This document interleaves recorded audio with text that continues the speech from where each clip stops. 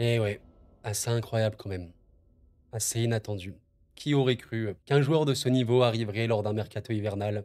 Et pourtant, mes chers amis, c'est bien la réalité.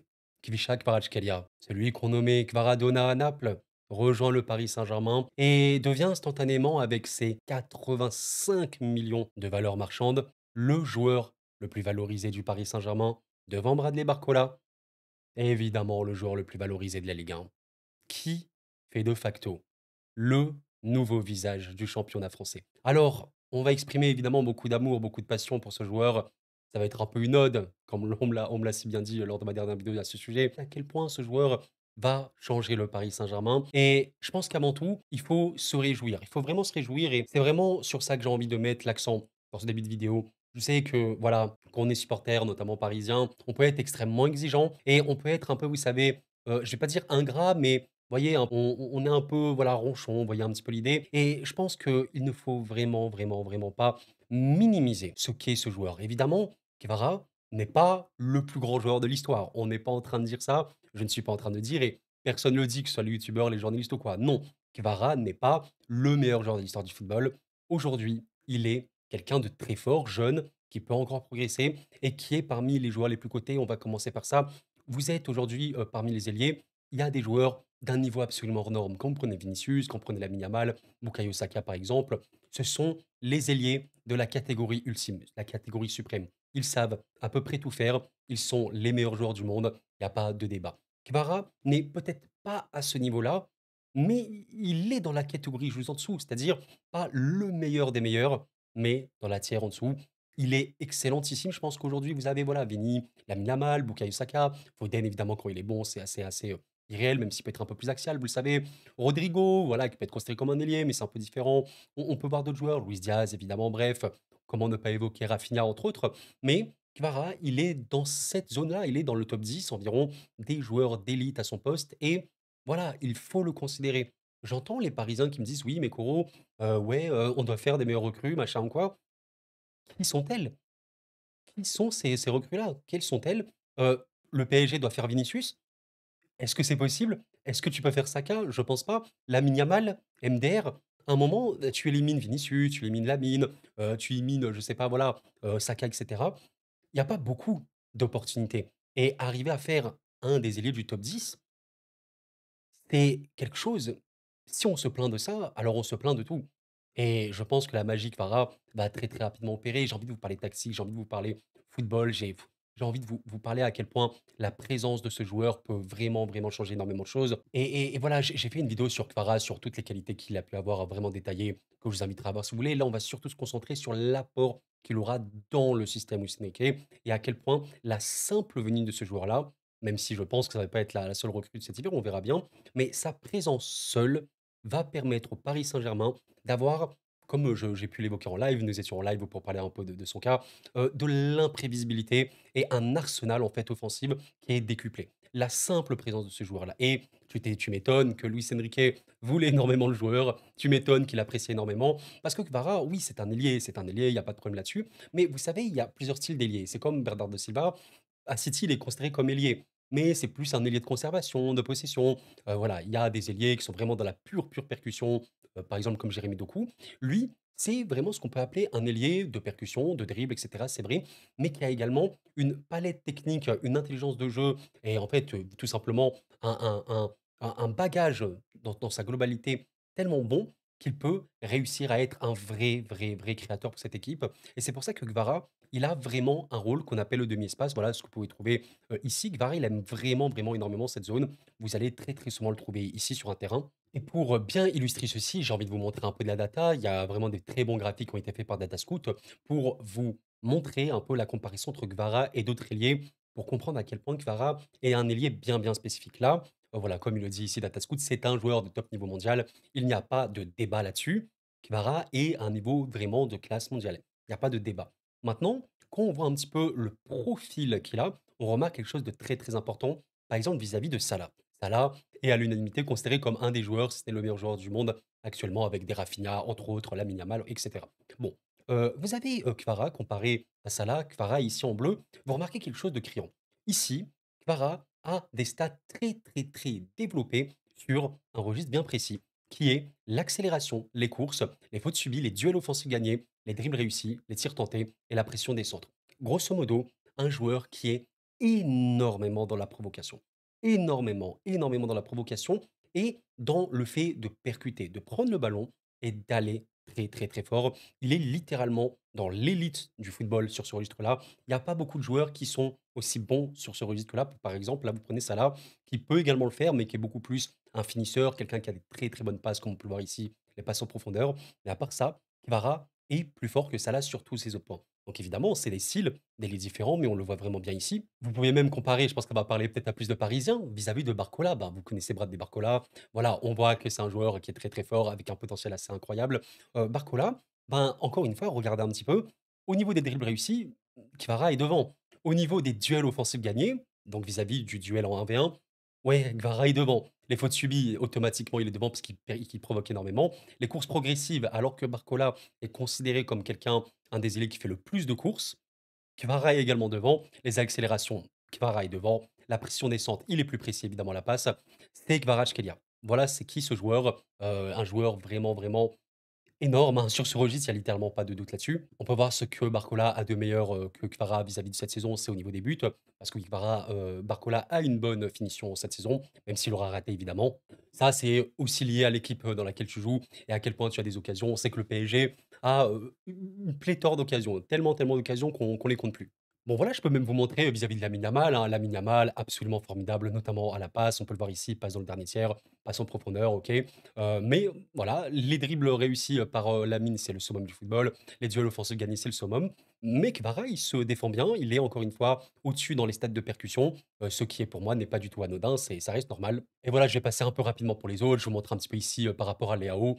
Il est, encore un petit peu au-dessus, vis-à-vis de Leao sur quasiment tout. Vous pouvez prendre Luis Diaz évidemment qui joue en première ligue, donc différent, qui reste absolument incroyable, notamment au niveau de sa finition également, sa qualité de passe où il est très, très, très précis. Voilà, Kvara est aussi au-dessus ici. Et vous pouvez même, comparer à Dembélé, voilà, qui est également connu pour être un des plus gros percuteurs du monde. D'ailleurs, vous voyez que, Kvara et Dembélé au niveau des courses progressives, c'est la même. Vous voyez au niveau des dribbles réussis, c'est à peu près la même, mais il gagne plus de duels, Kvara, il subit encore plus de fautes et pour le coup, il est vraiment précis, dans ses centres. Il a une grosse, grosse qualité, ici. Donc voilà, là, je précise, c'est simplement de la data. Il ne faut pas oublier, là, on n'est pas en train de comparer le niveau de ces joueurs, machin, je sais pas quoi, mais simplement vis-à-vis de leur profil. C'est comme quelqu'un, voilà, qui a répondu à Tata Scout, c'est pas le même championnat, la comparaison est stupide. Comme il le précise bien, on note en fait la différence des joueurs. Kvara est un dribbleur, Salah est un joueur décisif. On est en train de comparer les profils. C'est ce qu'est Kvaratskhelia. Un joueur provocateur qui sait dribbler, qui est extrêmement technique, qui sait à peu près tout faire avec la balle au pied, roulade, talonnade, tout ce que vous voulez, il sait le faire. Petit pont, bref, c'est ce qu'il est. Voilà. Maintenant, vis-à-vis de ce Paris Saint-Germain-là, comme on l'a compris, avec son bagage technique, il y aura quelque chose d'extrêmement intéressant à faire et je pense que c'est littéralement une des premières choses que fera Luis Enrique, dès qu'il sera là. Avant de vous en parler, j'aimerais vous décrire l'animation parisienne actuellement. En fait, le PSG, alors là, je vous ai pris une compo avec Doué, plutôt à gauche, Dembélé dans l'axe, Elie à droite, ce qu'on peut retrouver actuellement. Là, je vous ai mis volontairement une animation en 3-2-5, 3-2-5 avec 3 défenseurs, 2 milieux, donc un double pivot et une ligne de 5 attaquants entre guillemets, parce qu'en vérité, il y a eux 2, les joueurs intérieurs, ce qu'on peut appeler les relais intérieurs, voilà, les joueurs qui vont faire vraiment le lien avec, l'attaque, le milieu et tout. C'est l'animation du PSG. Ce 3-2-5, c'est un des systèmes en vérité les plus utilisés du football actuel parce qu'il est très, très fort. C'est un système hybride, on appelle ça, un système de compensation. Quand vous êtes en phase défensive, Nuno Mendes et Hakimi, descendent sur le terrain. Neves prend une place, plus au milieu de terrain et les ailiers, et cetera redescendent. C'est un système hybride 4-3-3 en défense, 3-2-5 en offense. Et là, vous avez remarqué, et je le dis volontairement, Nuno Mendes, je l'ai mis volontairement ici. Et je l'ai mis en haut sur le terrain avec Hakimi, qui a vraiment ce rôle-là d'être un joueur extrêmement crucial pour le Paris Saint-Germain, au niveau de la construction, même au niveau de la finition. Mais Hakimi, il est responsabilisé dans le fait de créer du danger par la passe, par le tir, être le liant un petit peu avec Dembélé et les autres joueurs. Ça, c'est une vérité. Nuno Mendes, en vérité, si vous vous en souvenez bien, depuis ce début de saison, ben, il est dans ce système à 3. Donc, c'est un des équilibres assumés. On va dire, regardez la charnière centrale, enfin, la charnière centrale, les défenseurs parisiens comme ça, sur le terrain. Donc, c'est volontairement assumé, c'est un déséquilibre. Et ça fait que ton côté gauche, il est, beaucoup moins garni. Enfin, on passe moins par le côté gauche au PSG. Barcola, on l'a déjà vu plein de fois au PSG cette saison. ben, être un peu esseulé sur son côté ou alors il touchait peu de ballons et c'est une vérité parce que le jeu parisien te ramène forcément sur ce côté-là. Parce qu'il y a Hakimi qui est haut et qui est responsabilisé et qui a Dembélé, voilà, avec lui. Mais voilà, c'est vrai que ce 3-2-5 avec notamment Lian faux neuf, avec, Barcola comme ça vraiment un peu esseulé et Neves qui faisait un peu le liant, comme dans le rôle de Hakimi, on l'a vu pas mal de fois, mais depuis ces dernières semaines, on a quand même vraiment cette volonté de Luis Enrique de responsabiliser également Nuno Mendes dans ce rôle offensif. Et du coup, il y a un joueur de compensation qui peut être en dessous. Donc ça, généralement, c'est Neves en ce moment. Ça peut être Vitinha ou autre. Voilà, on l'a déjà vu, même Fabian Ruiz. Enfin bref. Et Nuno Mendes, il est du coup responsabilisé comme Hakimi pour la création. Mais on le voit, c'est un peu compliqué pour Barcola. C'est un peu compliqué parce que c'est un joueur qui a beaucoup de déchets, qui également, je vais pas dire n'est pas à l'aise d'un point de vue axial, mais je sens quand même qu'il est de longue ligne. Il peut faire un 1-2 et aller un peu plus intérieur comme ça. Mais disons que Barcola, dans cette zone-là, c'est un peu moins le cas. C'est un peu moins le cas. Je sens quand même que c'est un gars de longue ligne, même si dans l'absolu, il peut l'être. Et la vérité, c'est que Nuno Mendes plus Barcola n'ont pas montré une complémentarité de fou furieux non plus. Pour vous dire à quel point voilà, la présence de Kvara elle est importante vis-à-vis de la concurrence, ça j'ai oublié de l'évoquer, mais ça tombe sous le sens. Kvara, il apporte une concurrence saine. Il n'y avait pas de vraie concurrence à Barcola avant lui. Aussi bien que Doué commençait à jouer un peu dans ce rôle d'ailier avec Barcola bah, qui pouvait être sur le banc. Et voilà, Doué était un peu la concurrence, on va dire, à Barcola sur cette aile gauche. Mais du coup, il y a une vérité qu'on ne peut pas enlever. Au niveau de la création d'occasions, le PSG est parmi les meilleures équipes d'Europe. Il faut vraiment le dire, il faut vraiment être honnête là-dessus. Voilà, je sais que beaucoup ont un peu du mal à l'accepter parfois, mais le PSG a évidemment des problèmes, hein, il faut être honnête. Mais quand vous prenez les stats, on va dire rien que d'attaque, sans, enfin, littéralement, l'équipe qui génère le plus d'occasions en Europe, très très loin. Au niveau de la position, ça c'est normal et tout. Au niveau du pressing, ça reste très très fort. Bon, maintenant qu'on a dit ça, je vais un peu vous développer l'importance de Kvara dans ce système-là. En vérité, vous voyez un petit peu le PSG. Cette saison, c'était vraiment une équipe qui passait vraiment à droite grâce à Hakimi et à Dembélé. Les deux ont une très bonne complémentarité et Dembélé peut être un peu plus intérieur, Hakimi plus en ligne. Et si vous voulez, vous pouvez avoir voilà, du jeu 1-2, du jeu en triangle, etc. assez facilement. Et ça crée malheureusement des équilibres dans le sens où tout ce côté-là pour le PSG était absent. La présence de Kvara. On va mettre Lee sur le banc et je vais vous présenter juste quelque chose qui pourrait arriver. Vous avez Kvara qui va jouer au football, tout simplement, avec un Doué qui peut être un peu plus axial. Ok, là on va le mettre ici. En fait, ce qui est extrêmement intéressant avec ce registre-là, c'est qu'on pourrait imaginer voilà, un truc très classique, Dembélé long de ligne, Kvara long de ligne, et Nuno Mendes et Hakimi en intérieur, comme ça. Ok, ça c'est assez logique. Mais, et c'est là où ça change quand même des choses, c'est que Dembélé, et on le voit de plus en plus sur cette saison, enfin sur les derniers matchs, Dembélé est moins, mais vraiment moins long de ligne et beaucoup plus intérieur, ce qu'on appelle un demi-espace. Donc toute cette zone-là. Même par moment, Dembélé est faux neuf parce que c'est quelqu'un qui peut bien jouer en remise, qui a un bagage technique également important, donc il peut être responsabilisé là-dessus. Mais c'est également le cas de Kvara. Donc là, on arrive sur quelque chose d'extrêmement intéressant. En fait, on pourrait vraiment, vraiment voir un PSG un petit peu avec voilà, Hakimi comme ça, Dembélé un peu intérieur, Nuno Mendes plus en ligne et Kvara un peu plus intérieur. Et là, vous voyez ceci, vous avez une dinguerie. Là, vous avez vraiment une dinguerie.